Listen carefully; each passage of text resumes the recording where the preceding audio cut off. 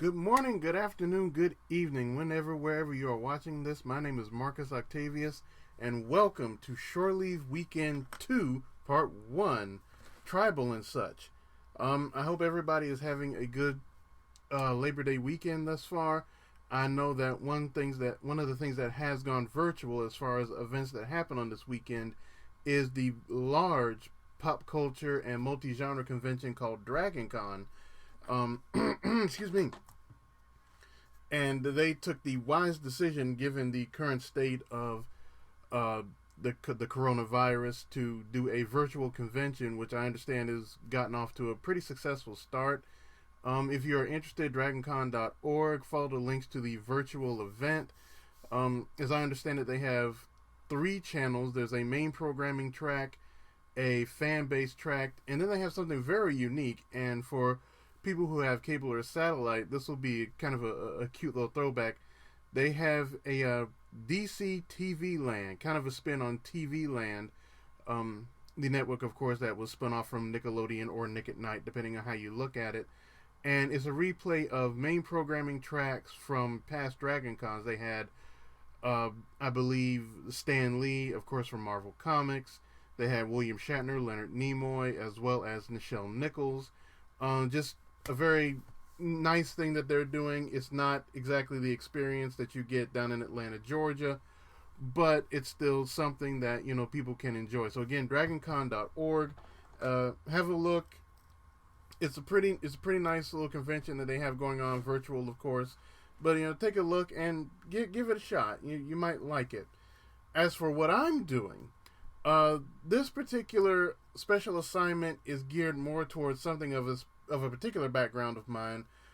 As many of you know, I'm a percussionist, and I have been for quite some time, mostly dealing in Arabic and Middle Eastern music, Middle East percussion, but I've also played some Western music. I was in a blues rock band for a long time. But one of the things I decided to do was I had a nice collection of sort of international music with a traditional flair behind it, or something that's pure traditional, and that's the goal of this special assignment. This particular Labor Day weekend, this shore leave weekend, is Tribal and Such. And as such, of course, I have 3 artists that I'd like to cite. The first one is a gentleman whose class I took in Asheville, North Carolina, a couple of years ago, and he has a very thick accent. It can't be helped. He's straight from Guyana, a town called Kissi-Dougou, and I hope I'm pronouncing that right. It's Kissi-Dougou, and the gentleman's name is Musa Konde, called Bolakanda Konde.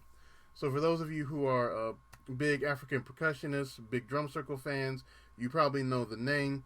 He is considered a master drummer, or a djembe fola, which pretty much means the exact same thing. He's been featured in the movie Pulse, A Stomp Odyssey. He has 2 music CDs, and he was the artist associate for the Center of World Music at the University of Illinois in Champaign. A very well-traveled individual. He does a number of workshops across the United States as well as around the world.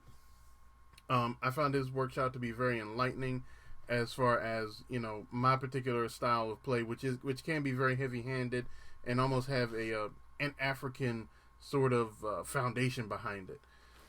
So there you are, Bolakala Konde. The next person I'd like to cite is somebody who has been a bit of an influence in me, as far as a more taking what you have and sort of branching beyond it and doing with what you will. And that's Kareem Nagy, musician, composer, ethnic dance artist, and DJ out of Cairo. To his credit, he has 14 CDs, 6 DVDs.